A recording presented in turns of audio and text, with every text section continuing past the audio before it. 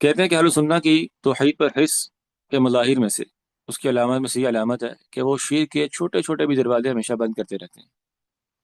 ٹھیک ہے، اس قدر بند کرتے ہیں کہ لوگ ان کو تانے دیتے ہیں کہ تمہاری توحید اتنی کمزور ہے نا، تانا آپ میں سے بھی کسی نے شاید سنا ہو۔ کہتے ہیں یہ کہ اس میں بھی شرک، اس میں بھی شرک، یہ نعت نہیں پڑھنی، وہ نعت نہیں پڑھنی، یہ الفاظ نہیں کہنے، یا رسول اللہ نہیں کہنا، تو تمہاری تو توحید بڑی کمزور ہے۔ تو ہم کہتے ہیں ہاں ٹھیک ہے، یہ تانا ہمیں قبول ہے۔ تو ابراہیم علیہ السلام کہہ سکتے ہیں وہ جنوبنی و بنی یا نعبد الاسنام، کہ اللہ مجھے اور میرے بچوں کو شرک سے بچانا۔ تو ابراہیم کے بعد کس کو گارنٹی ہے؟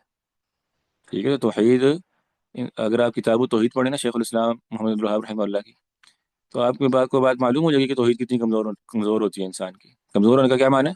یعنی اس پر کتنا خوف ہوتا ہے انسان کو، کہ ادنا سے لفظ سے، چھوٹے سے لفظ سے، اب آپ نے، یعنی اتنی بات یہ نا کہ فلاں کی قسم اللہ کے علاوہ، کوئی انسان کا یہ کون سا بڑی بات ہے؟ بھئی اتنی بڑی بات ہے کہ یہ شرک ہو جائے گا بس۔ تو بہر اہل سنہ و جماعت کیا ہے؟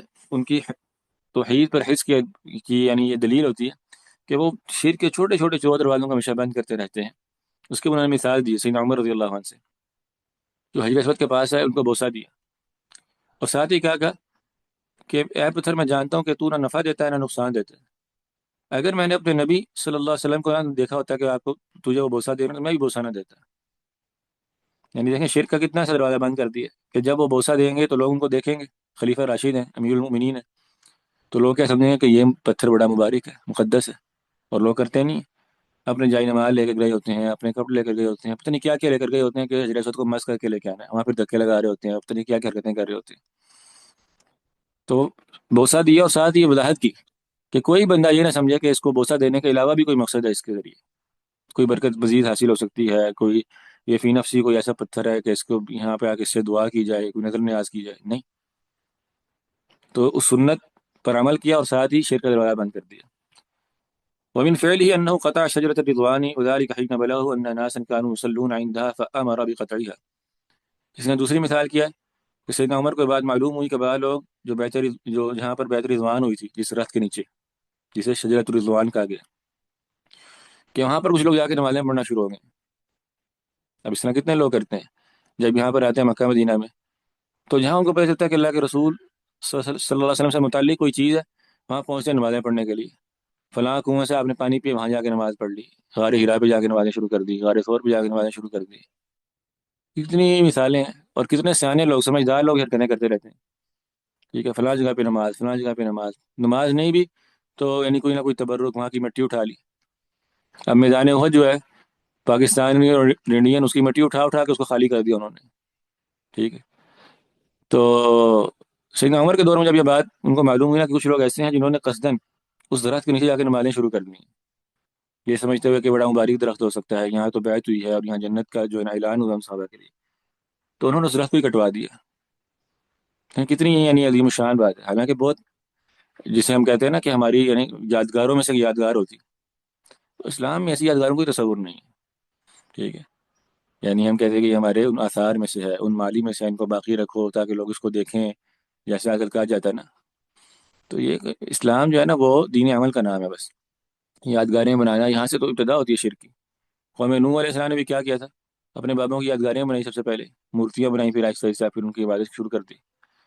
تو یادگاریں بنانا، مجسمے بنانا، پرانا کوئی درخت ہے، پرانا کوئی فلاں چیز ہے کسی بزرگ کی، اس کو باقی رکھ دیا اور اس پر جو ہے نا وہ محفوظ کر دیا اس کو، وغیرہ وغیرہ، ان چیزوں کی حقیقت نہیں ہے۔ لوگ شروع کریں گے نماز پڑھنا، دعائیں کرنا، تو بس پہلے اللہ سے ہی کر رہے ہوں گے اس جگہ کے پاس جا کے، پھر ایسے ایسے اللہ تعالیٰ کو درمیان سے نکال دیں گے اور پھر ڈائریکٹ اس درخت سے شروع ہو جائیں گے۔ آپ کے پاکستان میں کتنے درخت ایسے ہیں جن کو پوجا جاتا ہے، آپ کی سوچ ہے۔ ٹھیک ہے، اس قدر شرک ہے لوگوں میں کہ انسان حیران ہوتا ہے۔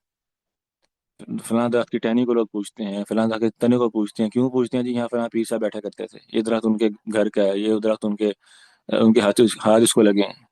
لوگ پتھروں کو پوچھتے ہیں، لوگ قبر کو تو پوچھتے ہی پوچھتے ہیں، لیکن یعنی جمادات، قبر میں تو چلو ہم کہتے ہیں نا خود پیر صاحب اس کے اندر ہیں، وہ بھی نہیں ہوتے بیچارے، گل سڑ گئے ہوتے ہیں، لیکن پتھروں کو، درختوں کو، ان کی متروکہ جو اشیاء ہوتی ہیں ان کو پوجنا، تبرک لینا، کیا کیا شرک لوگوں میں عام ہے، اللہ المستعان۔ وجاء عن المعرور بن سويد انه قال خرجنا مع عمر رضی اللہ عنہ فی حجۃ حجها۔ معرور بن سوید کہتے ہیں کہ ہم سیدنا عمر رضی اللہ عنہ کے ساتھ نکلے حج کے لیے، فقرأ بنا فی الفجر الم تر کیف فعل ربک باصحاب الفیل والإلاف قریش۔ تو آپ نے فجر کی نماز میں یہ دو صورتیں پڑھی. فلما قضى حجه ورجع والناس يبتدرون فقال ما هذا فقالوا مسجد صلى فيه رسول الله صلی اللہ علیہ وسلم. انہوں نے نماز کے بعد دیکھا واپسی پر کہ کچھ لوگ ہیں وہ ایک جگہ پر بھاگ بھاگ کے نمازیں پڑھ رہے ہیں. تو ان کا یہ کیا معاملہ ہے؟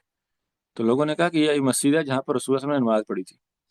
فقال هكذا هلك اهل الكتاب اتخذوا آثار انبیائهم بیعا. کتنی شاندار بات ہے.